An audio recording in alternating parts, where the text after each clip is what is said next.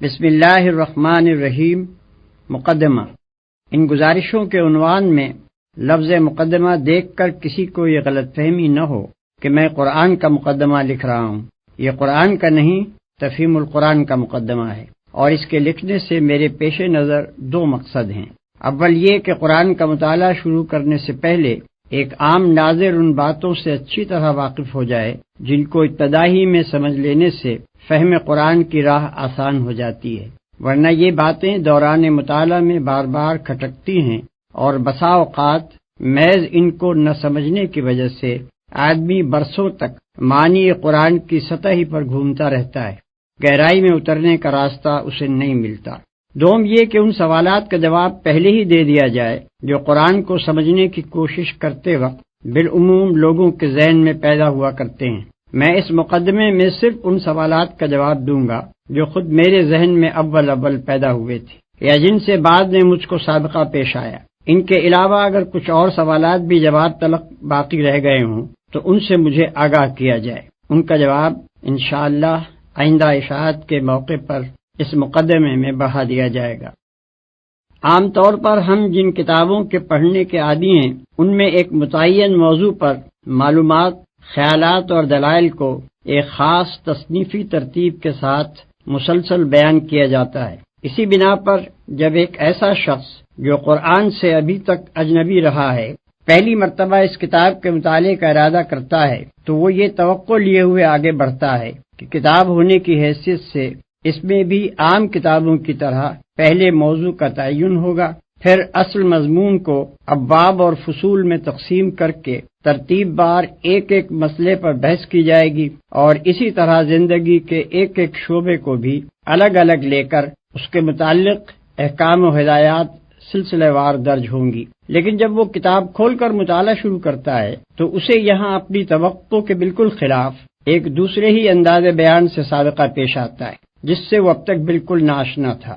یہاں وہ دیکھتا ہے کہ اعتقادی مسائل، اخلاقی ہدایات، شرعی احکام، دعوت، نصیحت، عبرت، تنقید، ملامت، تخویف، بشارت، تسلی، دلائل، شواہد، تاریخی قصے، آثار کائنات کی طرف اشارے بار بار ایک دوسرے کے بعد آ رہے ہیں۔ ایک ہی مضمون مختلف طریقوں سے مختلف الفاظ میں دہرایا جا رہا ہے، ایک مضمون کے بعد دوسرا اور دوسرے کے بعد تیسرا اچانک شروع ہو جاتا ہے، بلکہ ایک مضمون کے بیچ میں دوسرا مضمون یکایک آ جاتا ہے۔ مخاطب اور متکلم بار بار بدلتے ہیں اور خطاب کا رخ رہ رہ کر مختلف سمتوں میں پھرتا ہے۔ بابوں اور فصلوں کی تقسیم کا کہیں نشان نہیں، تاریخ ہے تو تاریخ نگاری کے انداز میں نہیں، فلسفہ و مابعد الطبیعات ہیں تو منطق و فلسفہ کی زبان میں نہیں، انسان اور موجودات عالم کا ذکر ہے تو علوم طبیعی کے طریقے پر نہیں، تمدن و سیاست اور معیشت و معاشرت کی گفتگو ہے تو علوم عمران کے طرز پر نہیں، قانونی احکام اور اصول قانون کا بیان ہے تو مقننوں کے ڈھنگ سے بالکل مختلف، اخلاق کی تعلیم ہے تو فلسفہ اخلاق کے سارے لٹریچر سے اس کا انداز جدا۔ یہ سب کچھ اپنے سابق کتابی تصور کے خلاف پا کر آدمی پریشان ہو جاتا ہے اور اسے یوں محسوس ہونے لگتا ہے کہ یہ ایک غیر مرتب، غیر مربوط، منتشر کلام ہے جو اول سے لے کر آخر تک بے شمار چھوٹے بڑے مختلف شذرات پر مشتمل ہے، مگر مسلسل عبارت کی شکل میں لکھ دیا گیا ہے۔ مخالفانہ نقطہ نظر سے دیکھنے والا اسی پر طرح طرح کے اعتراضات کے بنا رکھ دیتا ہے، اور موافقانہ نقطہ نظر رکھنے والا کبھی معنی کی طرف سے آنکھیں بند کر کے شکوک سے بچنے کی کوشش کرتا ہے، کبھی اس ظاہری بے ترتیبی کی تعویلیں کر کے اپنے دل کو سمجھا لیتا ہے، کبھی مصنوعی طریقے سے ربط تلاش کر کے عجیب عجیب نتائج نکالتا ہے، اور کبھی نظریہ شذرات کو قبول کر لیتا ہے، جس کی وجہ سے ہر آیت اپنے سیاق و سباق سے الگ ہو کر ایسی معنی آفرینیوں کی آمادگاہ بن جاتی ہے جو قائل کی منشا کے خلاف ہوتی ہیں۔ پھر ایک کتاب کو اچھی طرح سمجھنے کے لیے ضروری ہے کہ پڑھنے والے کو اس کا موضوع معلوم ہو، اس کے مقصد و مدعا اور اس کے مرکزی مضمون کا علم ہو، اس کے انداز بیان سے واقفیت ہو، اس کی اصطلاحی زبان اور اس کے مخصوص طرز تعبیر سے شناسائی ہو، اور اس کے بیانات اپنی ظاہری عبارت کے پیچھے جن احوال و معاملات سے تعلق رکھتے ہوں وہ بھی نظر کے سامنے رہیں۔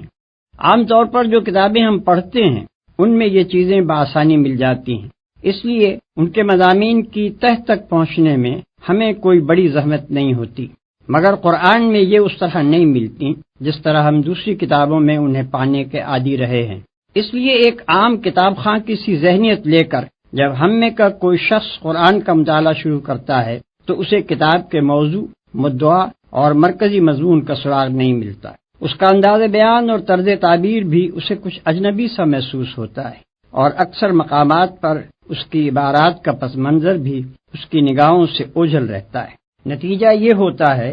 کہ متفرق آیات میں حکمت کے جو موتی بکھرے ہوئے ہیں ان سے کم و بیش مستفید ہونے کے باوجود آدمی کلام اللہ کی اصلی روح تک پہنچنے سے محروم رہ جاتا ہے، اور علم کتاب حاصل کرنے کے بجائے اس کو کتاب کے محض چند منتشر نکات و فوائد پر قناعت کر لینی پڑتی ہے۔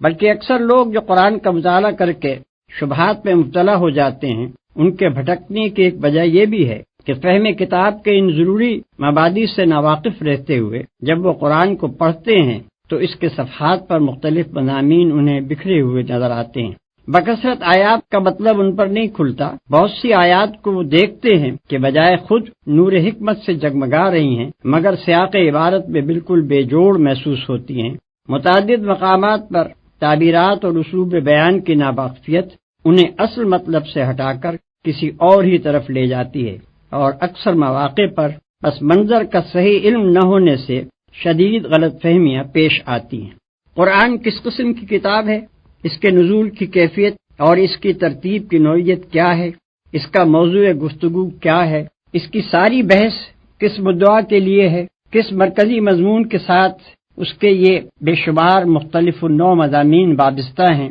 کیا طرز استدلال اور کیا طرز بیان اس نے اپنے مدعا کے لیے اختیار کیا ہے، یہ اور ایسے ہی دوسرے چند ضروری سوالات ہیں جن کا جواب صاف اور سیدھے طریقے سے اگر آدمی کو ابتدائی میں مل جائے تو وہ بہت سے خطرات سے بچ سکتا ہے، اور اس کے لیے فہم و تدبر کی راہیں کشادہ ہو سکتی ہیں۔ جو شخص قرآن میں تصنیفی ترتیب تلاش کرتا ہے اور وہاں اسے نہ پا کر کتاب کے صفحات میں بھٹکنے لگتا ہے، اس کی پریشانی کی اصل وجہ یہی ہے کہ وہ مطالعہ قرآن کے ان مبادی سے ناواقف ہوتا ہے۔ وہ اس گمان کے ساتھ مطالعہ شروع کرتا ہے کہ وہ مذہب کے موضوع پر ایک کتاب پڑھنے چلا ہے۔ مذہب کا موضوع اور کتاب، ان دونوں کا تصور اس کے ذہن میں وہی ہوتا ہے جو بالعموم مذہب اور کتاب کے متعلق ذہنوں میں پایا جاتا ہے، مگر جب وہاں اسے اپنے ذہنی تصور سے بالکل ہی مختلف ایک چیز سے سابقہ پیش آتا ہے تو وہ اپنے آپ کو اس سے مانوس نہیں کر سکتا، اور سرشتہ مضمون ہاتھ نہ آنے کے باعث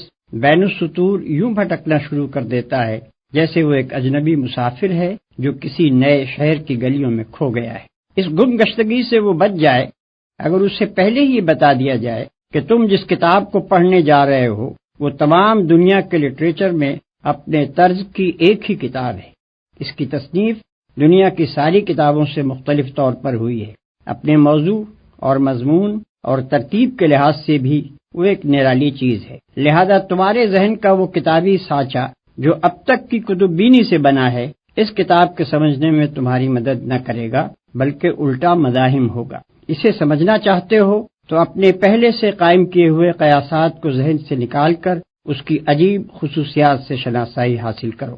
اس سلسلے میں سب سے پہلے ناظر کو قرآن کی اصل سے واقف ہو جانا چاہیے، وہ خواہ اس پر ایمان لائے یا نہ لائے، مگر اس کتاب کو سمجھنے کے لیے اسے نقطۂ آغاز کے طور پر اس کی وہی اصل قبول کرنی ہوگی جو خود اس نے اور اس کے پیش کرنے والے نے یعنی محمد صلی اللہ علیہ وسلم نے بیان کی ہے، اور وہ یہ ہے: ایک،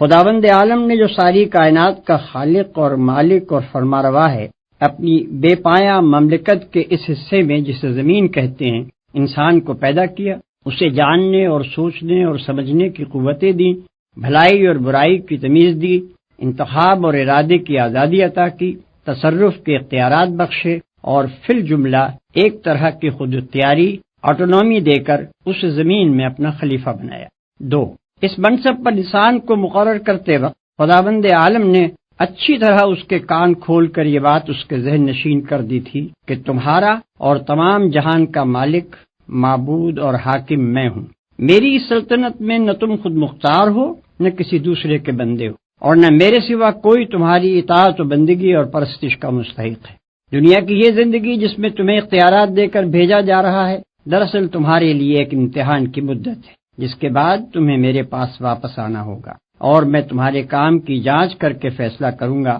کہ تم میں سے کون امتحان میں کامیاب رہا ہے اور کون ناکام۔ تمہارے لیے صحیح رویہ یہ ہے کہ مجھے اپنا واحد معبود اور حاکم تسلیم کرو، جو ہدایت میں بھیجوں اس کے مطابق دنیا میں کام کرو، اور دنیا کو دارالامتحان سمجھتے ہوئے اس شعور کے ساتھ زندگی بسر کرو کہ تمہارا اصل مقصد میرے آخری فیصلے میں کامیاب ہونا ہے۔ اس کے برعکس تمہارے لیے ہر وہ رویہ غلط ہے جو اس سے مختلف ہو۔ اگر پہلا رویہ اختیار کرو گے جسے اختیار کرنے کے لیے تم آزاد ہو، تو تمہیں دنیا میں امن و اطمینان حاصل ہوگا، اور جب میرے پاس پلٹ کر آؤ گے تو میں تمہیں ابدی راحت و مسرت کا وہ گھر دوں گا جس کا نام جنت ہے۔ اور اگر کسی دوسرے رویے پر چلو گے جس پر چلنے کے لیے بھی تم کو آزادی دی ہے، تو دنیا میں تم کو فساد اور بے چینی کا مزہ چکھنا ہوگا، اور دنیا سے گزر کر عالم آخرت میں جب آؤ گے تو ابدی رنج و مصیبت کے اس گڑھے میں پھینک دیے جاؤ گے جس کا نام دوزخ ہے۔ نمبر 3،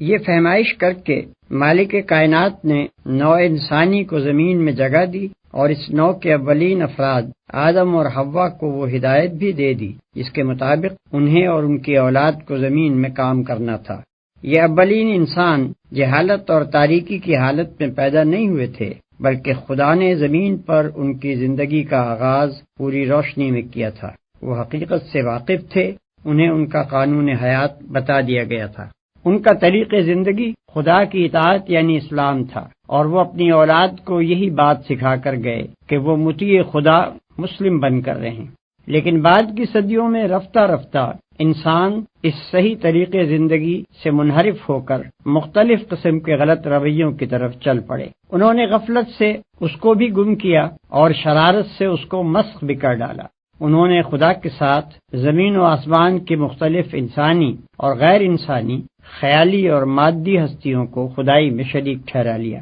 انہوں نے خدا کے دیے ہوئے علم حقیقت یعنی العلم میں طرح طرح کے اوہام اور نظریوں اور فلسفوں کی آمیزش کر کے بے شمار مذاہب پیدا کر لیے۔ انہوں نے خدا کے مقرر کیے ہوئے عادلانہ اصول اخلاق و تمدن شریعت کو چھوڑ کر یا بگاڑ کر اپنی خواہشات نفس اور اپنے تعصبات کے مطابق ایسے قوانین زندگی گھڑ لیے جن سے خدا کی زمین ظلم سے بھر گئی۔ نمبر 4، خدا نے جو محدود خود اختیاری انسان کو دی تھی اس کے ساتھ یہ بات مطابقت نہ رکھتی تھی کہ وہ اپنی تخلیقی مداخلت سے کام لے کر ان بگڑے ہوئے انسانوں کو زبردستی صحیح رویے کی طرف موڑ دیتا، اور اس نے دنیا میں کام کرنے کے لیے جو مہلت اس نوع کے لیے اور اس کی مختلف قوموں کے لیے مقرر کی تھی، اس کے ساتھ یہ بات بھی مطابقت نہ رکھتی تھی کہ اس بغاوت کے رونما ہوتے ہی وہ انسانوں کو ہلاک کر دیتا۔ پھر جو کام ابتدائے آفرینش سے اس نے اپنے ذمے لیا تھا وہ یہ تھا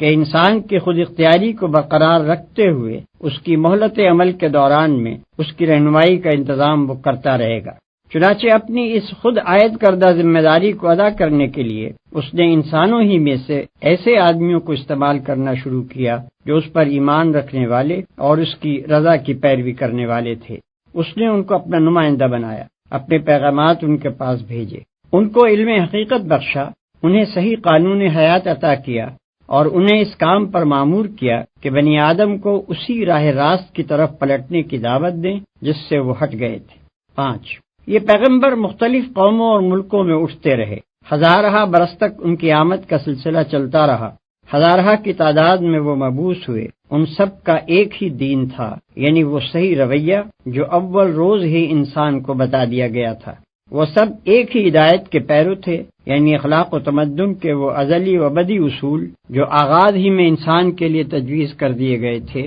اور ان سب کا ایک ہی مشن تھا، یعنی یہ کہ اس دین اور اس ہدایت کی طرف اپنے ابنائے نو کو دعوت دیں۔ پھر جو لوگ اس دعوت کو قبول کر لیں ان کو منظم کر کے ایک ایسی امت بنائیں جو خود اللہ کے قانون کی پابند ہو، اور اس دنیا میں قانون الہی کی اطاعت قائم کرنے اور اس قانون کی خلاف ورزی روکنے کے لیے جد و جہد کرے۔ ان پیغمبروں نے اپنے اپنے دور میں اپنے اس مشن کو پوری خوبی کے ساتھ ادا کیا۔ مگر ہمیشہ یہی ہوتا رہا کہ انسانوں کی ایک کثیر تعداد تو ان کی دعوت قبول کرنے پر آمادہ ہی نہ ہوئی، اور جنہوں نے اسے قبول کر کے امت مسلمہ کی حیثیت اختیار کی وہ رفتہ رفتہ خود بگڑتے چلے گئے، حتیٰ کہ ان میں سے بعض امتیں ہدایت الہی کو بالکل ہی گم کر بیٹھیں اور بعض نے خدا کے ارشادات کو اپنی تحریفات اور آمیزشوں سے مسخ کر دیا۔ 6۔ آخر کار خداوند عالم نے سرزمین عرب میں محمد صلی اللہ علیہ وسلم کو اسی کام کے لیے مبعوث کیا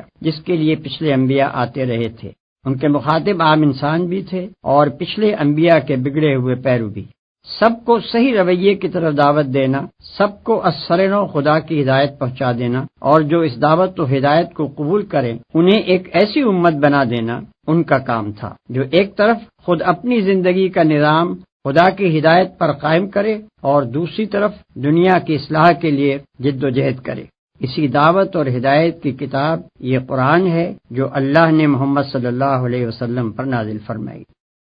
قرآن کی یہ اصل معلوم ہو جانے کے بعد ناظرین کے لیے یہ سمجھنا آسان ہو جاتا ہے کہ اس کتاب کا موضوع کیا ہے، اس کا مرکزی مضمون کیا ہے اور اس کا مدعا کیا ہے۔ اس کا موضوع انسان ہے، اس اعتبار سے کہ بلحاظ حقیقت نفس الامری اس کی فلاح اور اس کا خسران کس چیز میں ہے۔ اس کا مرکزی مضمون یہ ہے کہ ظاہر بینی یا قیاس آرائی یا خواہش کی غلامی کے سبب سے انسان نے خدا اور نظام کائنات اور اپنی ہستی اور اپنی دنیاوی زندگی کے متعلق جو نظریات قائم کیے ہیں اور ان نظریات کی بنا پر جو رویے اختیار کر لیے ہیں وہ سب حقیقت نفس الامری کے لحاظ سے غلط اور نتیجے کے اعتبار سے خود انسان ہی کے لیے تباہ کن ہیں۔ حقیقت وہ ہے جو انسان کو خلیفہ بناتے وقت خدا نے خود بتا دی تھی، اور اس حقیقت کے لحاظ سے انسان کے لیے وہی رویہ درست اور خوش انجام ہے جسے پچھلے صفحات میں ہم صحیح رویے کے نام سے بیان کر چکے ہیں۔ اس کا مدعا انسان کو اس صحیح رویے کی طرف دعوت دینا اور اللہ کی اس ہدایت کو واضح طور پر پیش کرنا ہے جسے انسان اپنی غفلت سے گم اور اپنی شرارت سے مست کرتا رہا ہے۔ ان تین بنیادی امور کو ذہن میں رکھ کر کوئی شخص قرآن کو دیکھے تو اسے صاف نظر آئے گا کہ یہ کتاب کہیں اپنے موضوع اور اپنے مدعا اور مرکزی مضمون سے بال برابر بھی نہیں ہٹی ہے۔ اول سے لے کر آخر تک اس کے مختلف نو مضامین اس کے مرکزی مضمون کے ساتھ اس طرح جڑے ہوئے ہیں جیسے ایک ہار کے چھوٹے بڑے رنگ برنگ جواہر ہار کے رشتے میں مربوط و منسلک ہوتے ہیں۔ وہ زمین و آسمان کی ساخت پر، انسان کی خلقت پر، آثار کائنات کے مشاہدات اور گزری ہوئی قوموں کے واقعات پر گفتگو کرتا ہے، مختلف قوموں کے عقائد و اخلاق اور اعمال پر تنقید کرتا ہے، مابعد الطبیعی امور و مسائل کی تشریح کرتا ہے اور بہت سی دوسری چیزوں کا ذکر بھی کرتا ہے، مگر اس لیے نہیں کہ اسے طبیعیات یا تاریخ یا فلسفے یا کسی اور فن کی تعلیم دینی ہے، بلکہ اس لیے کہ اسے حقیقت نفس الامری کے متعلق انسان کی غلط فہمیاں دور کرنی ہے، اصل حقیقت لوگوں کے ذہن نشین کرنی ہے، خلاف حقیقت رویے کی غلطی و بد انجامی واضح کرنی ہے اور اس رویے کی طرف دعوت دینی ہے جو مطابق حقیقت اور خوش انجام ہے۔ یہی وجہ ہے کہ وہ ہر چیز کا ذکر صرف اس حد تک اور اس انداز میں کرتا ہے جو اس کے مدعا کے لیے ضروری ہے، ہمیشہ ان چیزوں کا ذکر بقدر ضرورت کرنے کے بعد غیر متعلق تفصیلات کو چھوڑ کر اپنے مقصد اور مرکزی مضمون کی طرف رجوع کرتا ہے، اور اس کا سارا بیان انتہائی یکسانی کے ساتھ دعوت کے محور پر گھومتا رہتا ہے۔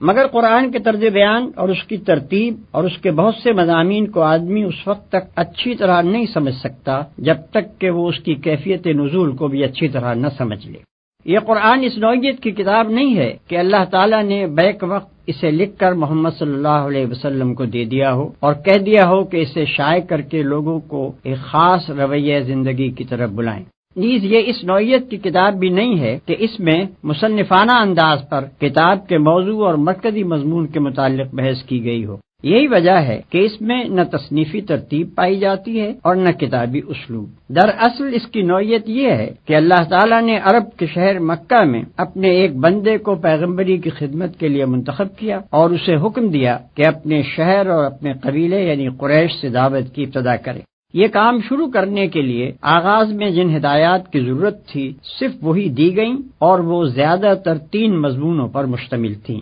ایک، پیغمبر کو اس امر کی تعلیم کہ وہ خود اپنے آپ کو اس عظیم الشان کام کے لیے کس طرح تیار کریں اور کس طرز پر کام کریں۔ دوسرے، حقیقت نفس الامری کے متعلق ابتدائی معلومات اور حقیقت کے بارے میں ان غلط فہمیوں کی مجمل تردید جو گرد و پیش کے لوگوں میں پائی جاتی تھیں، جن کی وجہ سے ان کا رویہ غلط ہو رہا تھا۔ تیسرے، صحیح رویے کی طرف دعوت اور ہدایت الہی کے ان بنیادی اصول اخلاق کا بیان جن کی پیروی میں انسان کے لیے فلاح و سعادت ہے۔ شروع کے یہ پیغامات ابتدائے دعوت کی مناسبت سے چند چھوٹے چھوٹے مختصر بولوں پر مشتمل ہوتے تھے، جن کی زبان نہایت شستہ، نہایت شیریں، نہایت پر اثر اور مخاطب قوم کے مذاق کے مطابق بہترین ادبی رنگ لیے ہوئے ہوتی تھی، تاکہ دلوں میں یہ بول تیر و نشتر کی طرح پیوست ہو جائیں، کان خود بخود ان کے ترنم کی وجہ سے ان کی طرف متوجہ ہوں، اور زبانیں ان کے حسن تناسب کی وجہ سے بے اختیار ہو کر انہیں دہرانے لگیں۔ پھر ان میں مقامی رنگ بہت زیادہ تھا، اگرچہ بیان تو کی جا رہی تھیں عالمگیر صداقتیں، مگر ان کے لیے دلائل و شواہد اور مثالیں اس قریب ترین ماحول سے لی گئی تھیں جس سے مخاطب لوگ اچھی طرح مانوس تھے۔ انہی کی تاریخ، انہی کی روایات، انہی کے روزمرہ مشاہدے میں آنے والے آثار اور انہی کی اعتقادی و اخلاقی اور اجتماعی خرابیوں پر ساری گفتگو تھی تاکہ وہ اس سے اثر لے سکیں۔ دعوت کا یہ ابتدائی مرحلہ تقریباً 4-5 سال تک جاری رہا، اور اس مرحلے میں نبی صلی اللہ علیہ وسلم کی تبلیغ کا رد عمل 3 صورتوں میں ظاہر ہوا۔ 1، چند صالح آدمی اس دعوت کو قبول کر کے امت مسلمہ بننے کے لیے تیار ہو گئے۔ 2، ایک کثیر تعداد جہالت یا خود غرضی یا آبائی طریقے کی محبت کے سبب سے مخالفت پر آمادہ ہو گئی۔ 3، مکے اور قریش کی حدود سے نکل کر اس نئی دعوت کی آواز نسبتاً زیادہ وسیع حلقے میں پہنچنے لگی۔ یہاں سے اس دعوت کا دوسرا مرحلہ شروع ہوتا ہے، اور اس مرحلے میں اسلام کی اس تحریک اور پرانی جاہلیت کے درمیان ایک سخت جاگسر کشمکش برپا ہوئی، جس کا سلسلہ 8-9 سال تک چلتا رہا۔ نہ صرف مکے میں، نہ صرف قبیلہ قریش میں، بلکہ عرب کے بیشتر حصوں میں بھی جو لوگ پرانی جاہلیت کو برقرار رکھنا چاہتے تھے، وہ اس تحریک کو بزور مٹا دینے پر تل گئے۔ انہوں نے اسے دبانے کے لیے سارے حربے استعمال کر ڈالے، جھوٹا پروپیگنڈا کیا، الزامات اور شبہات اور اعتراضات کی بوچھاڑ کی، عوام الناس کے دلوں میں طرح طرح کی وسوسہ اندازیاں کی، ناواقف لوگوں کو نبی صلی اللہ علیہ وسلم کی بات سننے سے روکنے کی کوششیں کی، اسلام قبول کرنے والوں پر نہایت وحشیانہ ظلم و ستم ڈھائے، ان کا معاشی اور معاشرتی مقاطع کیا، اور ان کو اتنا تنگ کیا کہ ان میں سے بہت سے لوگ 2 دفعہ اپنے گھر چھوڑ کر حبش کی طرف ہجرت کرنے پر مجبور ہوئے، اور بالآخر تیسری مرتبہ ان سب کو مدینے کی طرف ہجرت کرنی پڑی۔ لیکن اس شدید اور روز افزوں مزاحمت کے باوجود یہ تحریک پھیلتی چلی گئی۔ مکے میں کوئی خاندان اور کوئی گھر ایسا نہ رہا جس کے کسی نہ کسی فرد نے اسلام قبول نہ کر لیا ہو۔ بیشتر مخالفین اسلام کی دشمنی میں شدت اور تلخی کی وجہ یہی تھی کہ ان کے اپنے بھائی، بھتیجے، بیٹے، بیٹیاں، بہنیں اور بہنوئی دعوت اسلام کے نہ صرف پیرو بلکہ جانثار حامی ہو گئے تھے، اور ان کے اپنے دل و جگر کے ٹکڑے ہی ان سے برسر پیکار ہونے کو تیار تھے۔ پھر لطف یہ ہے کہ جو لوگ پرانی جاہلیت سے ٹوٹ ٹوٹ کر اس نوخیز تحریک کی طرف آ رہے تھے، وہ پہلے بھی اپنی سوسائٹی کے بہترین لوگ سمجھے جاتے تھے، اور اس تحریک میں شامل ہونے کے بعد وہ اتنے نیک، اتنے راست باز اور اتنے پاکیزہ اخلاق کے انسان بن جاتے تھے کہ دنیا اس دعوت کی برتری محسوس کیے بغیر رہ نہیں سکتی تھی، جو ایسے لوگوں کو اپنی طرف کھینچ رہی تھی اور انہیں یہ کچھ بنا رہی تھی۔ اس طویل اور شدید کشمکش کے دوران میں اللہ تعالی حسب موقع اور حسب ضرورت اپنے نبی پر ایسے پرجوش خطبے نازل کرتا رہا جن میں دریا کی سی روانی، سیلاب کی سی قوت اور تیز و تند آگ کی سی تاثیر تھی۔ ان خطبوں میں ایک طرف اہل ایمان کو ان کے ابتدائی فرائض بتائے گئے، ان کے اندر جماعتی شعور پیدا کیا گیا، انہیں تقوی اور فضیلت اخلاق اور پاکیزگی سیرت کی تعلیم دی گئی، ان کو دین حق کی تبلیغ کے طریقے بتائے گئے، کامیابی کے وعدوں اور جنت کی بشارتوں سے ان کی ہمت بندھائی گئی، انہیں صبر و ثبات اور بلند حوصلگی کے ساتھ اللہ کی راہ میں جد و جہد کرنے پر ابھارا گیا، اور فداکاری کا ایسا زبردست جوش اور ولولہ ان میں پیدا کیا گیا کہ وہ ہر مصیبت جھیل جانے اور مخالفت کے بڑے سے بڑے طوفانوں کا مقابلہ کرنے کے لیے تیار ہو گئے۔ دوسری طرف مخالفین اور راہ راست سے منہ موڑنے والوں اور غفلت کی نیند سونے والوں کو ان قوموں کے انجام سے ڈرایا گیا جن کی تاریخ سے وہ خود واقف تھے۔ ان تباہ شدہ بستیوں کے آثار سے عبرت دلائی گئی جن کے کھنڈروں پر سے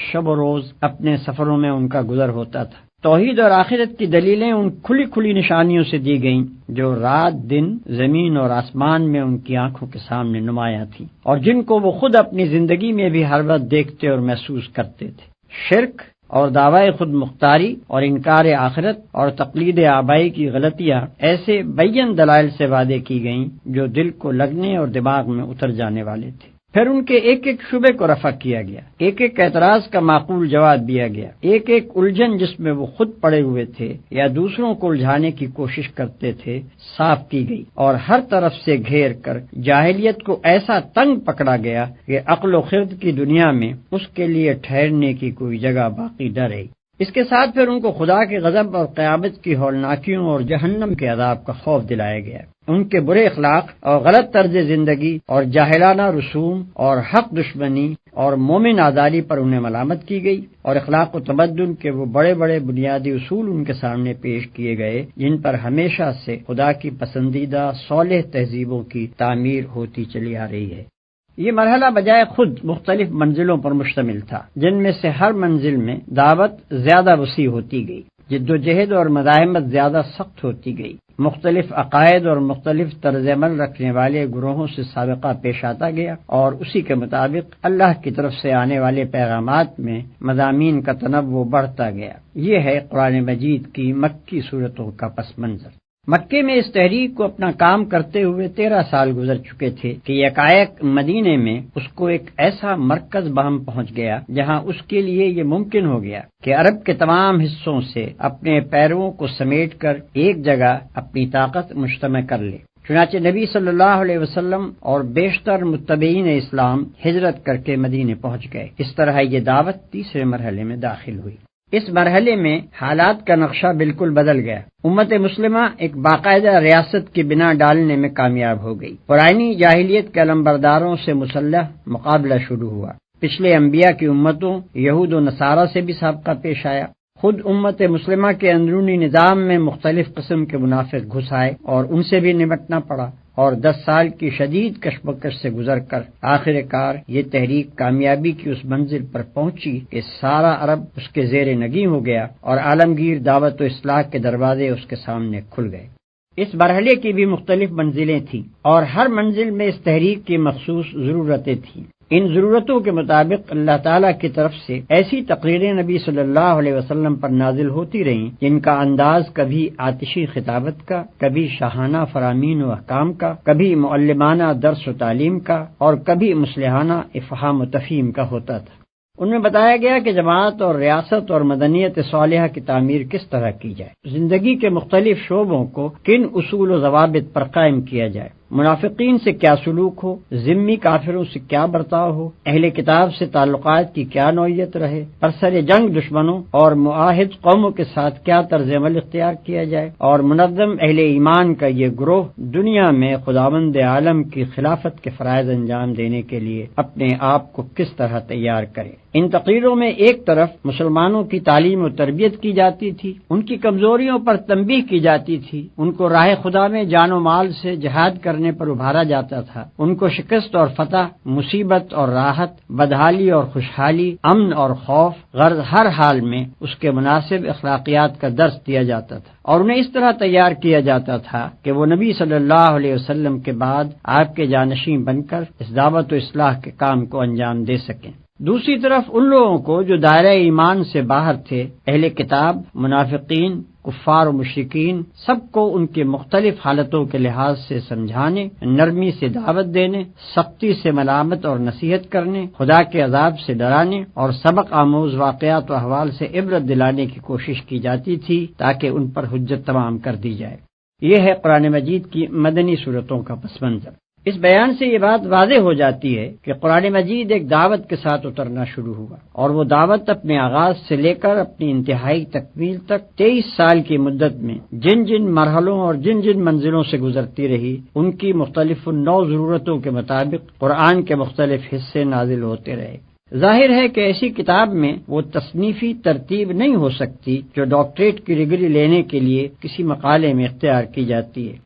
پھر اس دعوت کے ارتقاء کے ساتھ ساتھ قرآن کے جو چھوٹے اور بڑے حصے نازل ہوئے وہ بھی رسالوں کی شکل میں شائع نہیں کیے جاتے تھے، بلکہ تقریروں کی شکل میں بیان کیے جاتے اور اسی شکل میں پھیلائے جاتے تھے۔ اس لیے ان کا اسلوب بھی تحریری نہ تھا بلکہ خطابت کا اسلوب تھا۔ پھر یہ خطابت بھی ایک پروفیسر کے لیکچروں کی سی نہیں بلکہ ایک دائی کے خطبوں کی سی تھی، جسے دل و دماغ، عقل اور جذبات ہر ایک سے اپیل کرنا ہوتا ہے، جس کو ہر قسم کی ذہنیتوں سے سابقہ پیش آتا ہے، جسے اپنی دعوت و تبلیغ اور عملی تحریک کے سلسلے میں بے شمار مختلف حالتوں میں کام کرنا پڑتا ہے۔ ہر ممکن پہلو سے اپنی بات دلوں میں بٹھانا، خیالات کی دنیا بدلنا، جذبات کا سیلاب اٹھانا، مخالفتوں کا زور توڑنا، ساتھیوں کی اصلاح و تربیت کرنا اور ان میں جوش اور عزم ابھارنا، دشمنوں کو دوست اور منکروں کو معترف بنانا، مخالفین کی حجت منقطع کرنا اور ان کی اخلاقی طاقت کا استحصال کر دینا، غرض اسے وہ سب کچھ کرنا ہوتا ہے جو ایک دعوت کے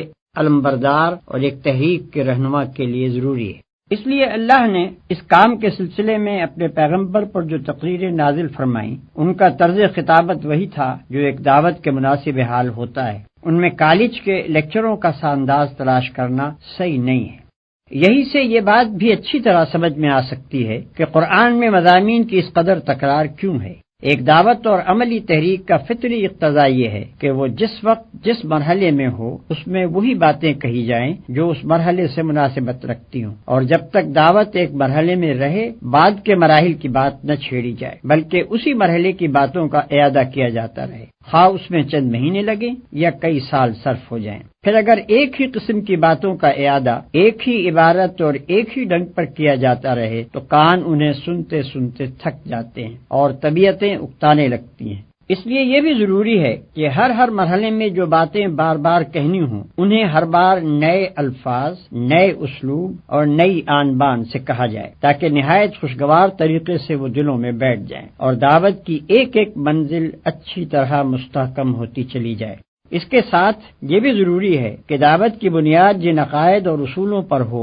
انہیں پہلے قدم سے آخری منزل تک کسی وقت اور کسی حال میں نظروں سے اوجھل نہ ہونے دیا جائے بلکہ ان کا اعادہ بہرحال دعوت کے ہر مرحلے میں ہوتا رہے۔ یہی وجہ ہے کہ دعوت اسلامی کے ایک مرحلے میں قرآن کی جتنی صورتیں نازل ہوئی ہیں ان سب میں بالعموم ایک ہی قسم کے مضامین، الفاظ اور انداز بیان بدل کر آئے ہیں، مگر توحید اور صفات الہی، آخرت اور اس کی باز پرس اور جزا و سزا، رسالت اور ایمان بالکتاب، تقوی اور صبر و توکل اور اسی قسم کے دوسرے بنیادی مضامین کی تکرار پورے قرآن میں نظر آتی ہے، کیونکہ اس تحریک کے کسی مرحلے میں بھی ان سے غفلت گوارا نہیں کی جا سکتی تھی۔ یہ بنیادی تصورات اگر ذرا بھی کمزور ہو جاتے تو اسلام کی یہ تحریک اپنی صحیح روح کے ساتھ نہ چل سکتی۔ اگر غور کیا جائے تو اسی بیان سے یہ سوال بھی حل ہو جاتا ہے کہ نبی صلی اللہ علیہ وسلم نے قرآن کو اسی ترتیب کے ساتھ کیوں نہ مرتب کر دیا جس کے ساتھ وہ نازل ہوا تھا۔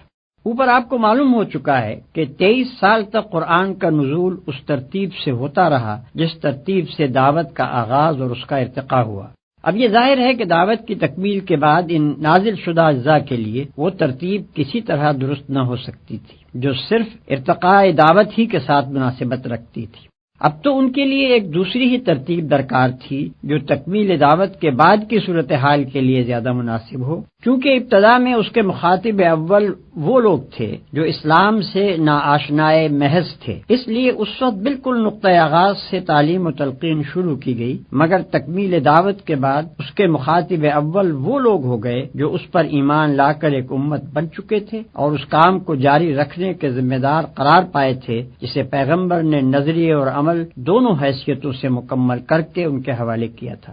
اب لامحالہ مقدم چیز یہ ہو گئی کہ پہلے یہ لوگ خود اپنے فرائض سے، اپنے قوانین حیات سے اور ان فتنوں سے جو پچھلے پیغمبروں کی امتوں میں رونما ہوتے رہے ہیں اچھی طرح واقف ہو لیں، پھر اسلام سے بیگانہ دنیا کے سامنے خدا کی ہدایت پیش کرنے کے لیے آگے بڑھیں۔ علاوہ بنی قرآن مجید جس طرز کی کتاب ہے اسے اگر آدمی اچھی طرح سمجھ لے تو اس پر خود ہی یہ حقیقت منکشف ہو جائے گی کہ ایک ایک طرح کے مضامین کو ایک ایک جگہ جمع کرنا اس کتاب کے مزاج ہی سے مطابقت نہیں رکھتا۔ اس کے مزاج کا تو تقاضا یہی ہے کہ اس کے پڑھنے والے کے سامنے مدنی مرحلے کی باتیں مکی دور والی تعلیم کے درمیان اور مکی مرحلے کی باتیں مدنی دور والی تقریروں کے درمیان اور ابتدا کی گفتگویں آخر کی تلقینات کے بیچ میں اور آخری دور کی ہدایات آغاز کار کی تعلیمات کے پہلو میں بار بار آتی چلی جائیں، تاکہ اسلام کا پورا منظر اور جامع نقشہ اس کی نگاہ میں رہے اور کسی وقت بھی وہ یک رخا نہ ہونے پائے۔ پھر اگر قرآن کو اس کی نزولی ترتیب پر مرتب کیا بھی جاتا تو وہ ترتیب بعد کے لوگوں کے لیے صرف اسی صورت میں بامانی ہو سکتی تھی جبکہ قرآن کے ساتھ اس کی پوری تاریخ نزول اور اس کے ایک ایک جز کی کیفیت نزول و شان نزول لکھ کر لگا دی جاتی اور وہ لازمی طور پر قرآن کا ایک ضمیمہ بن کر رہتی۔ یہ بات اس مقصد کے خلاف تھی جس کے لیے اللہ تعالیٰ نے اپنے کلام کا یہ مجموعہ مرتب اور محفوظ کرایا تھا۔ وہاں تو پیش نظر چیز ہی یہ تھی کہ خالص کلام الہی بغیر کسی دوسرے کلام کی آمیزش یا شمول کے اپنی مختصر صورت میں مرتب ہو، جسے بچے، جوان، بوڑھے، عورت، مرد، شہری، دیہاتی، عامی، عالم سب پڑھیں، ہر زمانے میں اور ہر جگہ ہر حالت میں پڑھیں، اور ہر مرتبہ عقل و دانش کا انسان کم از کم یہ بات ضرور جان لے کہ اس کا خدا اس سے کیا چاہتا ہے اور کیا نہیں چاہتا۔ ظاہر ہے کہ یہ مقصد فوت ہو جاتا اگر اس مجموعہ کلام الہی کے ساتھ ایک لمبی چوڑی تاریخ بھی لگی ہوئی ہوتی اور اس کی تلاوت بھی لازم کر دی جاتی۔ حقیقت یہ ہے کہ قرآن کی موجودہ ترتیب پر جو لوگ اعتراض کرتے ہیں وہ اس کتاب کے مقصد و مدعا سے صرف نابلد ہی نہیں ہیں بلکہ کچھ اس غلط فہمی میں بھی مبتلا معلوم ہوتے ہیں کہ یہ کتاب محض علم تاریخ اور فلسفہ عمران کے طلبہ ہی کے لیے نازل ہوئی ہے۔ ترتیب قرآن کے سلسلے میں یہ بات بھی ناظرین کو معلوم ہو جانی چاہیے کہ یہ ترتیب بعد کے لوگوں کی دی ہوئی نہیں ہے بلکہ خود اللہ تعالیٰ کی ہدایت کے تحت نبی صلی اللہ علیہ وسلم ہی نے قرآن کو اس طرح مرتب فرمایا تھا۔ قاعدہ یہ تھا کہ جب کوئی صورت نازل ہوتی تو آپ اسی وقت اپنے کاتبوں میں سے کسی کو بلاتے اور اس کو ٹھیک ٹھیک قلم بند کرانے کے بعد ہدایت فرما دیتے کہ یہ صورت فلاں سورہ کے بعد اور فلاں سورہ سے پہلے رکھی جائے۔ اسی طرح اگر قرآن کا کوئی ایسا حصہ نازل ہوتا جس کو مستقل صورت بنانا پیش نظر نہ ہوتا تو آپ ہدایت فرما دیتے کہ اسے فلاں سورہ میں فلاں مقام پر درج کیا جائے۔ پھر اسی ترتیب سے آپ خود بھی نماز میں اور دوسرے مواقع پر قرآن مجید کی تلاوت فرماتے تھے اور اسی ترتیب کے مطابق صحابہ کرام بھی اس کو یاد کرتے تھے۔ لہذا یہ ایک ثابت شدہ تاریخی حقیقت ہے کہ قرآن مجید کا نزول جس روز مکمل ہوا اسی روز اس کی ترتیب بھی مکمل ہو گئی۔ جو اس کا نازل کرنے والا تھا وہی اس کا مرتب کرنے والا بھی تھا، جس کے قلب پر وہ نازل کیا گیا اسی کے ہاتھوں اسے مرتب بھی کرا دیا گیا، کسی دوسرے کی مجال نہ تھی کہ اس میں مداخلت کرتا۔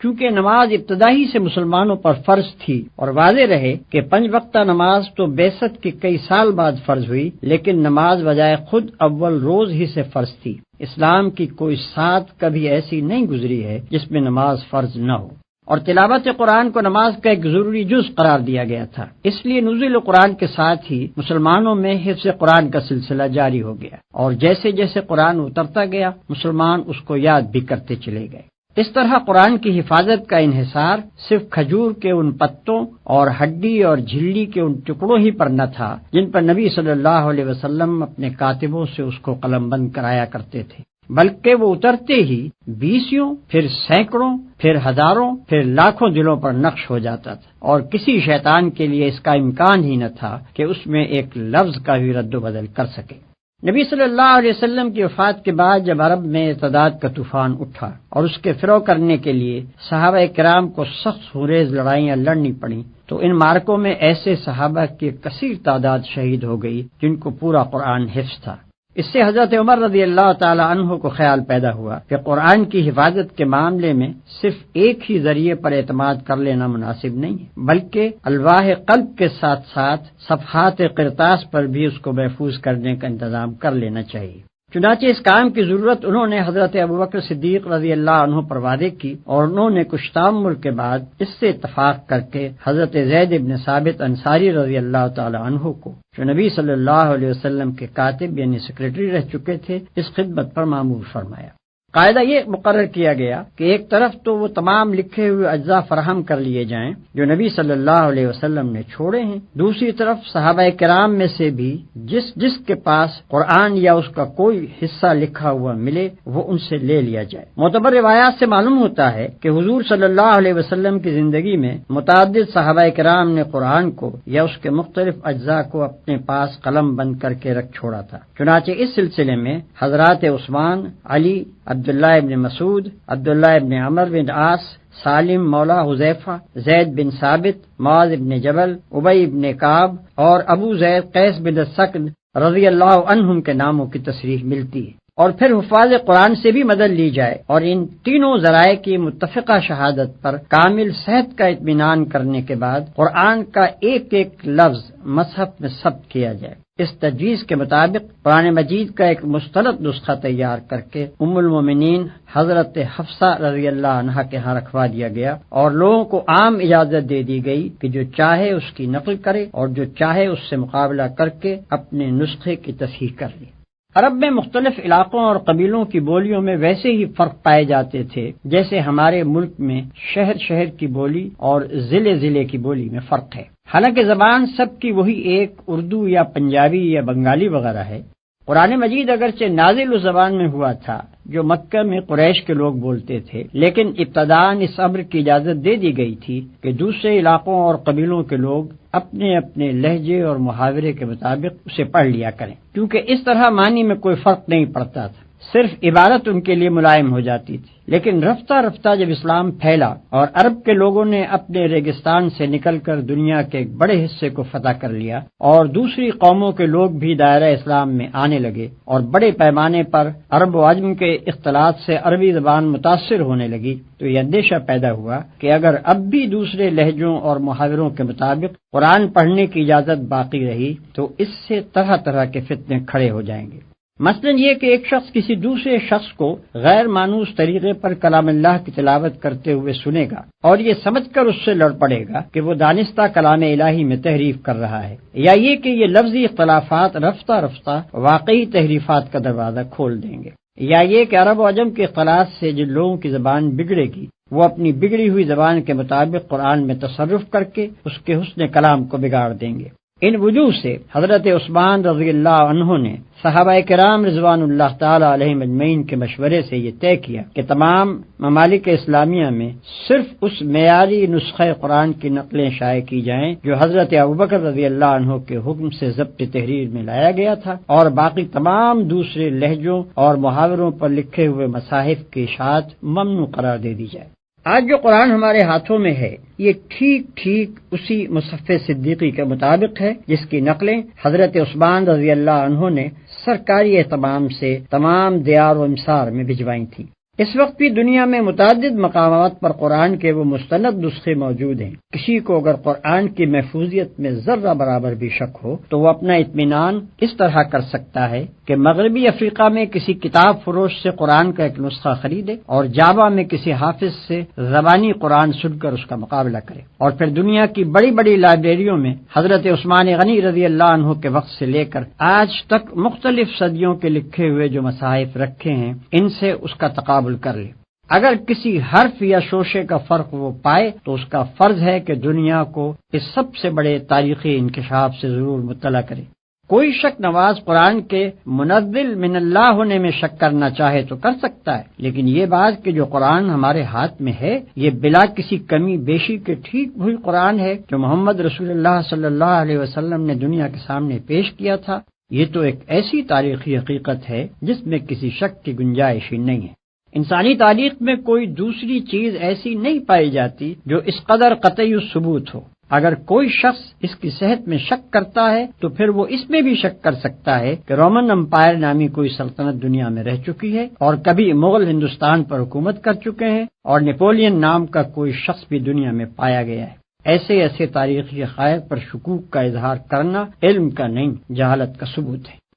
قرآن ایک ایسی کتاب ہے جس کی طرف دنیا میں بے شمار انسان بے شمار مقاصد لے کر رجوع کرتے ہیں۔ ان سب کی ضروریات اور اغراض کو پیش نظر رکھ کر کوئی مشورہ دینا آدمی کے لیے ممکن نہیں ہے۔ طالبوں کے اس ہجوم میں مجھ کو صرف ان لوگوں سے دلچسپی ہے جو اس کو سمجھنا چاہتے ہیں اور یہ معلوم کرنے کے خواہش مند ہیں کہ یہ کتاب انسان کے مسائل زندگی میں اس کی کیا رہنمائی کرتی ہے۔ ایسے لوگوں کو میں یہاں طریقے مطالعہ قرآن کے بارے میں کچھ مشورے دوں گا اور کچھ ان مشکلات کو حل کرنے کی کوشش کروں گا جو بالعموم انسان کو اس معاملے میں پیش آتی ہیں۔ کوئی شخص چاہے قرآن پر ایمان رکھتا ہو یا نہ رکھتا ہو، بہرحال اگر وہ اس کتاب کو فی الواقع سمجھنا چاہتا ہے تو اولین کام اسے یہ کرنا چاہیے کہ اپنے ذہن کو پہلے سے قائم کیے ہوئے تصورات اور نظریات سے اور موافقانہ یا مخالفانہ اغراض سے جس حد تک ممکن ہو خالی کر لے اور سمجھنے کا خالص مقصد لے کر کھلے دل سے اس کو پڑھنا شروع کرے۔ جو لوگ چند مخصوص قسم کے خیالات ذہن میں لے کر اس کتاب کو پڑھتے ہیں وہ اس کی سطروں کے درمیان اپنے ہی خیالات پڑھتے چلے جاتے ہیں، قرآن کی ان کو ہوا بھی نہیں لگنے پاتی۔ یہ طریقہ مطالعہ کسی کتاب کو پڑھنے کے لیے بھی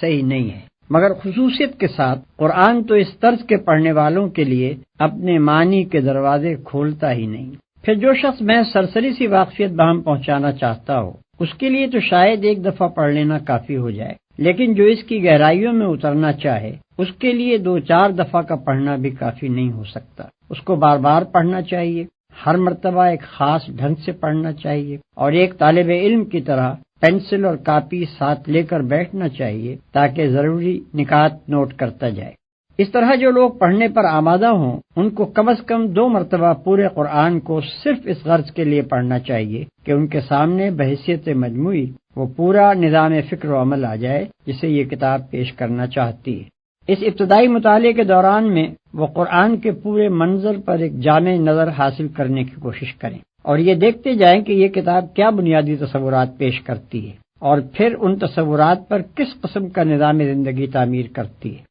اس اثناء میں اگر کسی مقام پر کوئی سوال ذہن میں کھٹکے تو اس پر وہیں اسی وقت کوئی فیصلہ نہ کر بیٹھیں بلکہ اسے نوٹ کر لیں اور صبر کے ساتھ آگے مطالعہ جاری رکھیں۔ اغلب یہ ہے کہ آگے کہیں نہ کہیں انہیں اس کا جواب مل جائے گا۔ اگر جواب مل جائے تو اپنے سوال کے ساتھ اسے نوٹ کر لیں، لیکن اگر پہلے مطالعے کے دوران میں انہیں اپنے کسی سوال کا جواب نہ ملے تو صبر کے ساتھ دوسری بار پڑھیں۔ میں اپنے تجربے کی بنا پر یہ کہتا ہوں کہ دوسری بار کے غیر مطالعے میں شاذ و نادر ہی کوئی سوال جواب طلب باقی رہ جاتا ہے۔ اس طرح قرآن پر ایک جامع نظر حاصل کر لینے کے بعد تفصیلی مطالعے کی ابتدا کرنی چاہیے۔ اس سلسلے میں ناظر کو تعلیمات قرآن کا ایک ایک پہلو ذہن نشین کر کے نوٹ کرتے جانا چاہیے۔ مثلاً وہ اس بات کو سمجھنے کی کوشش کرے کہ انسانیت کا کون سا نمونہ ہے جسے قرآن پسندیدہ قرار دیتا ہے اور کس نمونے کے انسان اس کے نزدیک مبغوض و مردود ہیں۔ اس مضمون کو اچھی طرح اپنی گرفت میں لانے کے لیے اس کو چاہیے کہ اپنی کاپی پر ایک طرف پسندیدہ انسان اور دوسری طرف ناپسندیدہ انسان کی خصوصیات آمنے سامنے نوٹ کرتا چلا جائے، یا مثلاً وہ یہ معلوم کرنے کی کوشش کرے کہ قرآن کے نزدیک انسان کی فلاح و نجات کا مدار کن امور پر ہے اور کیا چیزیں ہیں جن کو وہ انسان کے لیے نقصان اور ہلاکت اور بربادی کا موجب قرار دیتا ہے۔ اس مضمون کو بھی وضاحت اور تفصیل کے ساتھ جاننے کا صحیح طریقہ یہ ہے کہ آدمی اپنی کاپی پر موجبات فلاح اور موجبات خسران کے 2 عنوانات ایک دوسرے کے مقابل قائم کر لے اور مطالعہ قرآن کے دوران میں روزانہ دونوں قسم کی چیزوں کو نوٹ کرتا جائے۔ علی ھذا القیاس عقائد، اخلاق، حقوق، فرائض، معاشرت، تمدن، معیشت، سیاست، قانون، نظم جماعت، صلح، جنگ اور دوسرے مسائل زندگی میں سے ایک ایک کے متعلق قرآن کی ہدایات کو آدمی نوٹ کرتا چلا جائے اور یہ سمجھنے کی کوشش کرے کہ ان میں سے ہر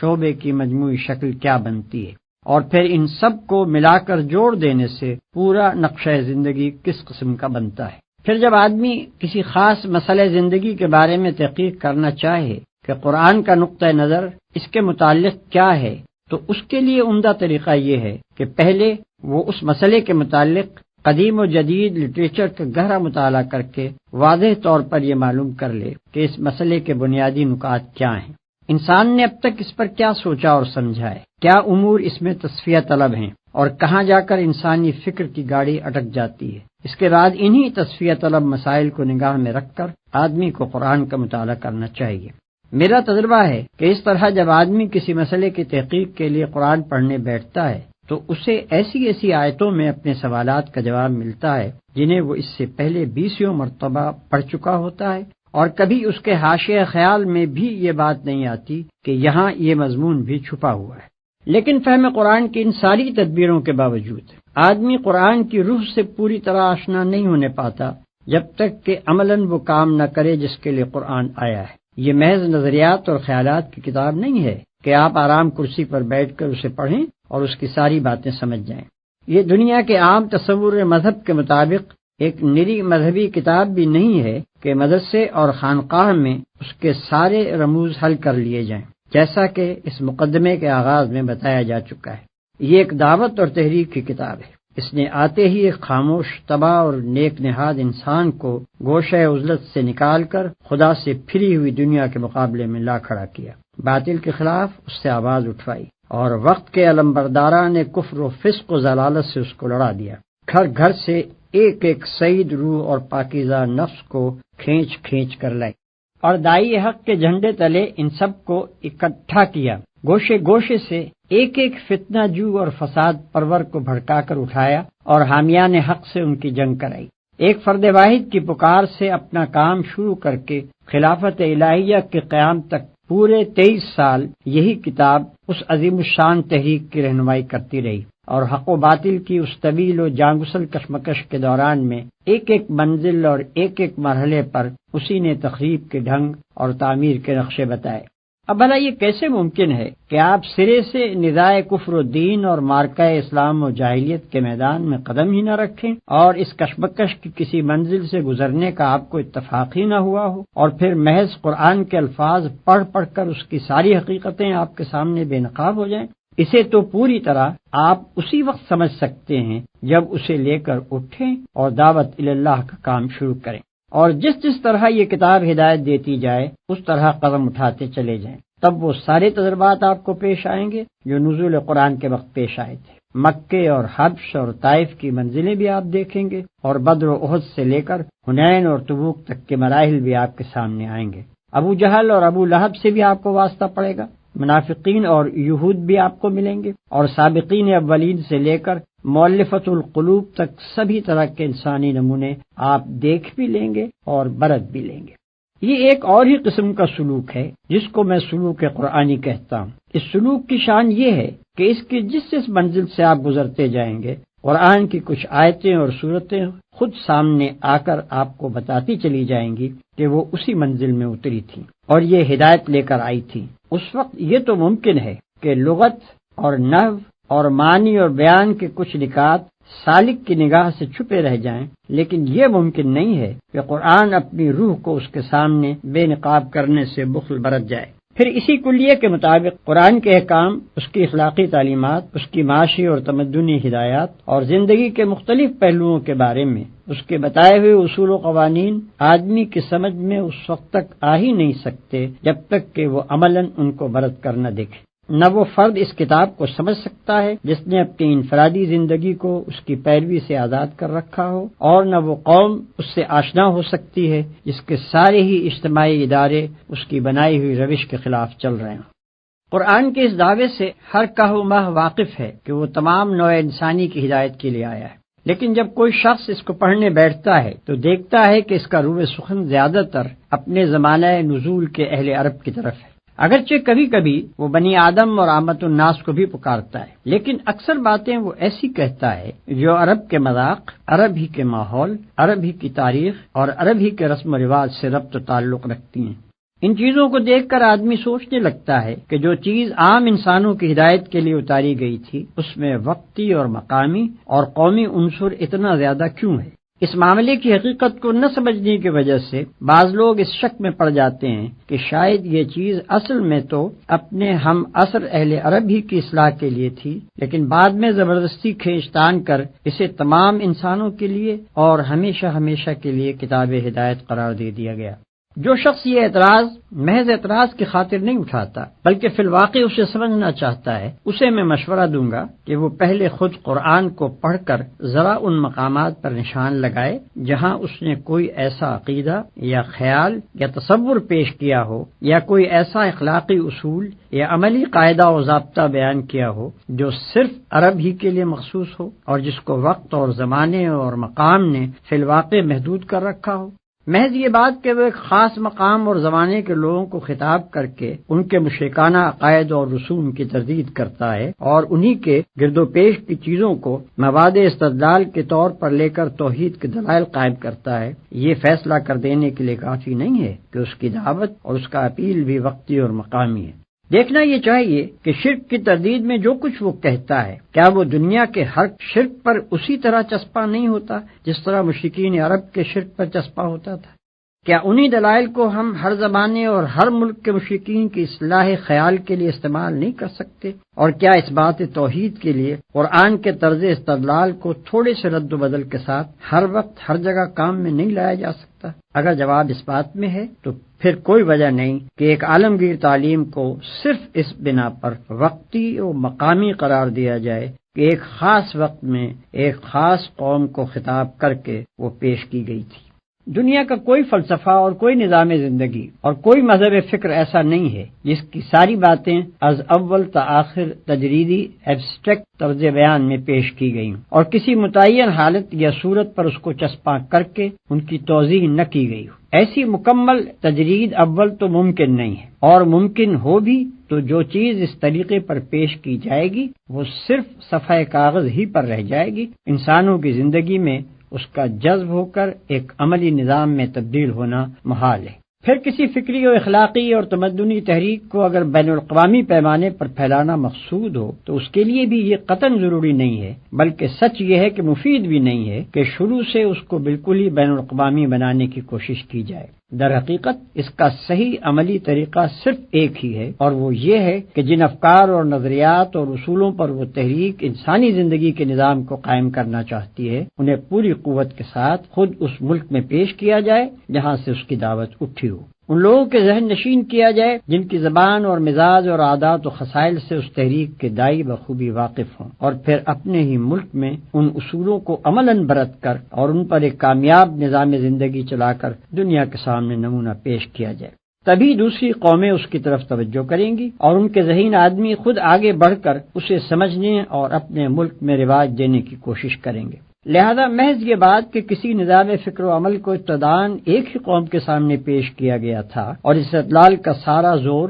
اسی کو سمجھانے اور مطمئن کرنے پر صرف کر دیا گیا تھا، اس امر کی دلیل نہیں ہے کہ وہ نظام فکر و عمل محض قومی ہے۔ فی الواقع جو خصوصیات ایک قومی نظام کو ایک بین الاقوامی نظام سے اور ایک وقتی نظام کو ایک ابدی نظام سے ممیز کرتی ہیں وہ یہ ہیں کہ قومی نظام یا تو ایک قوم کی برتری اور اس کے مخصوص حقوق کا مدعی ہوتا ہے یا اپنے اندر کچھ ایسے اصول اور نظریات رکھتا ہے جو دوسری اقوام میں نہیں چل سکتے۔ اس کے برعکس جو نظام بین الاقوامی ہوتا ہے وہ تمام انسانوں کو برابر کا درجہ اور برابر کے حقوق دینے کے لیے تیار ہوتا ہے اور اس کے اصولوں میں بھی عالمگیریت پائی جاتی ہے۔ اسی طرح ایک وقتی نظام لازمی طور پر اپنی بنیاد کچھ ایسے اصولوں پر رکھتا ہے جو زمانے کی چند پلٹیوں کے بعد صریحاً ناقابل عمل ہو جاتے ہیں، اور اس کے برعکس ایک ابدی نظام کے اصول تمام بدلتے ہوئے حالات پر منطبق ہوتے چلے جاتے ہیں۔ ان خصوصیات کو نگاہ میں رکھ کر کوئی شخص خود قرآن کو پڑھے اور ان چیزوں کو ذرا متعین کرنے کی کوشش کرے جن کے بنا پر واقعی یہ گمان کیا جا سکتا ہو کہ قرآن کا پیش کردہ نظام وقتی اور قومی ہے۔ قرآن کے متعلق یہ بات بھی ایک عام ناظر کے کان میں پڑی ہوئی ہوتی ہے کہ یہ ایک مفصل ہدایت نامہ اور ایک کتاب عین ہے، مگر جب وہ اسے پڑھتا ہے تو اس میں معاشرت اور تمدن اور سیاست اور معیشت وغیرہ کے تفصیلی احکام و ضوابط اس کو نہیں ملتے، بلکہ وہ دیکھتا ہے کہ نماز اور زکوٰۃ جیسے فرائض کے متعلق بھی جن پر قرآن بار بار اس قدر زور دیتا ہے اس نے کوئی ایسا ضابطہ تجویز نہیں کیا ہے جس میں تمام ضروری احکام کی تفصیل درج ہو۔ یہ چیز بھی آدمی کے ذہن میں خلجان پیدا کرتی ہے کہ آخر یہ کس معنی میں ہدایت نامہ ہے۔ اس معاملے میں ساری الجھن صرف اس لیے پیدا ہوتی ہے کہ آدمی کی نگاہ سے حقیقت کا ایک پہلو بالکل اوجھل رہ جاتا ہے، یعنی یہ کہ خدا نے صرف کتاب ہی نازل نہیں کی تھی بلکہ ایک پیغمبر بھی مبعوث فرمایا تھا۔ اگر اصل اسکیم یہ ہو کہ بس ایک نقشہ تعمیر لوگوں کو دے دیا جائے اور لوگ اس کے مطابق خود عمارت بنا لیں تو اس صورت میں بلا شبہ تعمیر کے ایک ایک جز کی تفصیل ہم کو ملنی چاہیے، لیکن جب تعمیری ہدایات کے ساتھ ایک انجینئر بھی سرکاری طور پر مقرر کر دیا جائے اور وہ ان ہدایات کے مطابق ایک عمارت بنا کر کھڑی کر دے تو پھر انجینئر اور اس کی بنائی ہوئی عمارت کو نظر انداز کر کے صرف نقشے ہی میں تمام جزیات کی تفصیل تلاش کرنا اور پھر اسے نہ پا کر نقشے کی ناتمامی کا شکوہ کرنا غلط ہے۔ قرآن جزیات کی کتاب نہیں ہے بلکہ اصول اور کلیات کی کتاب ہے۔ اس کا اصل کام یہ ہے کہ نظام اسلامی کی فکری اور اخلاقی بنیادوں کو پوری وضاحت کے ساتھ نہ صرف پیش کرے بلکہ عقلی استدلال اور جذباتی اپیل دونوں کے ذریعے سے خوب مستحکم بھی کر دے۔ اب رہی اسلامی زندگی کی عملی صورت، تو اس معاملے میں وہ انسان کی رہنمائی اس طریقے سے نہیں کرتا کہ زندگی کے ایک ایک پہلو کے متعلق تفصیلی ضابطے اور قوانین بتائے، بلکہ وہ ہر شعبہ زندگی کے حدود اربع بتا دیتا ہے اور نمایاں طور پر چند گوشوں میں سنگ نشان کھڑے کر دیتا ہے جو اس بات کا تعین کر دیتے ہیں کہ اللہ تعالیٰ کی مرضی کے مطابق ان شعبوں کی تشکیل و تعمیر کن خطوط پر ہونی چاہیے۔ ان ہدایات کے مطابق عملاً اسلامی زندگی کی صورت گری کرنا نبی صلی اللہ علیہ وسلم کا کام تھا۔ انہیں معمور ہی اس لیے کیا گیا تھا کہ دنیا کو اس انفرادی سیرت و کردار اور اس معاشرے اور ریاست کا نمونہ دکھا دیں جو قرآن کے دیے ہوئے اصولوں کی عملی تعبیر و تفسیر ہو۔ ایک اور سوال جو بالعموم لوگوں کے ذہن میں کھٹکتا ہے وہ یہ ہے کہ ایک طرف تو قرآن ان لوگوں کی انتہائی مذمت کرتا ہے جو کتاب اللہ کے آ جانے کے بعد تفرقے اور اختلاف میں پڑ جاتے ہیں اور اپنے دین کے ٹکڑے کر ڈالتے ہیں، اور دوسری طرف قرآن کے احکام کی تعبیر و تفسیر میں صرف متاخرین ہی نہیں، ائمہ اور تابعین اور خود صحابہ تک کے درمیان اتنے اختلافات پائے جاتے ہیں کہ شاید کوئی ایک بھی احکامی آیت ایسی نہ ملے گی جس کی ایک تفسیر بالکل متفق علیہ ہو۔ کیا یہ سب لوگ اس مذمت کے مصداق ہیں جو قرآن میں وارد ہوئی ہیں؟ اگر نہیں تو پھر وہ کون سا تفرقہ و اختلاف ہے جس سے قرآن منع کرتا ہے؟ یہ ایک نہایت وسیع الاطراف مسئلہ ہے جس پر مفصل بحث کرنے کا یہ موقع نہیں ہے۔ یہاں قرآن کے ایک عامی طالب علم کی الجھن دور کرنے کے لیے صرف اتنا اشارہ کافی ہے کہ قرآن اس صحت بخش اختلاف رائے کا مخالف نہیں ہے جو دین میں متفق اور اسلامی نظام جماعت میں متحد رہتے ہوئے محض احکام و قوانین کی تعبیر میں مخلصانہ تحقیق کی بنا پر کیا جائے، بلکہ وہ مذمت اس اختلاف کی کرتا ہے جو نفسانیت اور کج نگاہی سے شروع ہو اور فرقہ بندی اور نزاع باہمی تک نوبت پہنچا دے۔ یہ دونوں قسم کے اختلاف نہ اپنی حقیقت میں یکساں ہیں اور نہ اپنے نتائج میں ایک دوسرے سے کوئی مشابہت رکھتے ہیں کہ دونوں کو ایک ہی لکڑی سے ہانک دیا جائے۔ پہلی قسم کا اختلاف تو ترقی کی جان اور زندگی کی روح ہے۔ وہ ہر اس سوسائٹی میں پایا جائے گا جو عقل و فکر رکھنے والے لوگوں پر مشتمل ہو۔ اس کا پایا جانا زندگی کی علامت ہے اور اس سے خالی صرف وہی سوسائٹی ہو سکتی ہے جو ذہین انسانوں سے نہیں بلکہ لکڑی کے کندوں سے مرکب ہو۔ رہا دوسری قسم کا اختلاف تو ایک دنیا جانتی ہے کہ اس نے جس گروہ میں بھی سر اٹھایا اس کو پراگندہ کر کے چھوڑا۔ اس کا رونما ہونا صحت کی نہیں بلکہ مرض کی علامت ہے اور اس کے نتائج کبھی کسی امت کے حق میں بھی مفید نہیں ہو سکتے۔ ان دونوں قسم کے اختلافات کا فرق واضح طور پر یوں سمجھیے کہ ایک صورت تو وہ ہے جس میں خدا اور رسول کی اطاعت پر جماعت کے سب لوگ متفق ہوں، احکام کا ماخذ بھی بالاتفاق قرآن و سنت کو مانا جائے، اور پھر دو عالم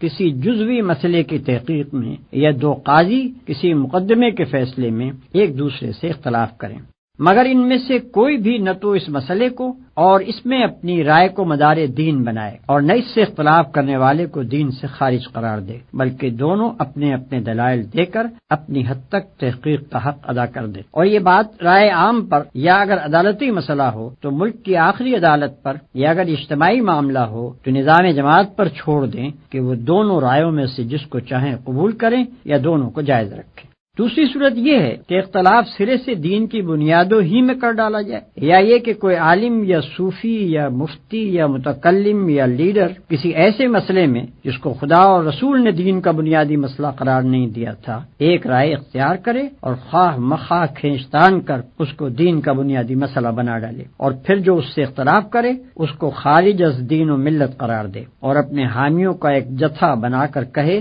کہ اصل امت مسلمہ بس یہ ہے اور باقی سب جہنمی ہیں، اور ہانک پکار کر کہے کہ مسلم ہے تو بس اس جتھے میں آ جا ورنہ تو مسلم ہی نہیں ہے۔ قرآن نے جہاں کہیں بھی اختلاف و فرقہ بندی کی مخالفت کی ہے اس سے اس کی مراد یہ دوسری قسم کا اختلاف ہی ہے۔ رہا پہلی قسم کا اختلاف تو اس کی متعدد مثالیں خود نبی صلی اللہ علیہ وسلم کے سامنے پیش آ چکی تھیں، اور آپ نے صرف یہی نہیں کہ اس کو جائز رکھا بلکہ اس کی تحسین بھی فرمائی، اس لیے کہ وہ اختلاف تو اس بات کا پتہ دیتا ہے کہ جماعت میں غور و فکر اور تحقیق و تجسس اور فہم و تفقع کی صلاحیتیں موجود ہیں، اور جماعت کے ذہین لوگوں کو اپنے دین سے اور اس کے احکام سے دلچسپی ہے، اور ان کی ذہانتیں اپنے مسائل زندگی کا حل دین کے باہر نہیں بلکہ اس کے اندر ہی تلاش کرتی ہیں، اور جماعت بحیثیت مجموعی اس زرین قاعدے پر عامل ہے کہ اصول میں متفق رہ کر اپنی وحدت برقرار رکھے، اور پھر اپنے اہل علم و فکر کو صحیح حدود کے اندر تحقیق و اجتہاد کی آزادی دے کر ترقی کے مواقع بھی باقی رکھے۔ ھذا ما عندی والعلم عند اللہ علیہ توکلت و الیہ انیب۔ اس مقدمے میں تمام ان مسائل کا استقصاء کرنا میرے پیش نظر نہیں ہے جو مطالعہ قرآن کے دوران میں ایک ناظر کے ذہن میں پیدا ہوتے ہیں، اس لیے کہ ان سوالات کا بیشتر حصہ ایسا ہے جو کسی نہ کسی آیت یا سورت کے سامنے آنے پر ذہن کو کھٹکتا ہے، اور اس کا جواب تفہیم القرآن میں برسر موقع دے دیا گیا ہے۔ لہذا ایسے سوالات کو چھوڑ کر میں نے یہاں صرف ان جامع مسائل سے بحث کی ہے جو بحیثیت مجموعی پورے قرآن سے تعلق رکھتے ہیں۔ ناظرین کرام سے میری درخواست ہے کہ صرف اس مقدمے کو دیکھ کر ہی اس کے تشنا ہونے کا فیصلہ نہ کر دیں، بلکہ پوری کتاب کو دیکھنے کے بعد اگر ان کے ذہن میں کچھ سوالات جواب طلب باقی رہ جائیں یا کسی سوال کے جواب کو وہ ناکافی پائیں تو مجھے اس سے مطلع فرمائیں۔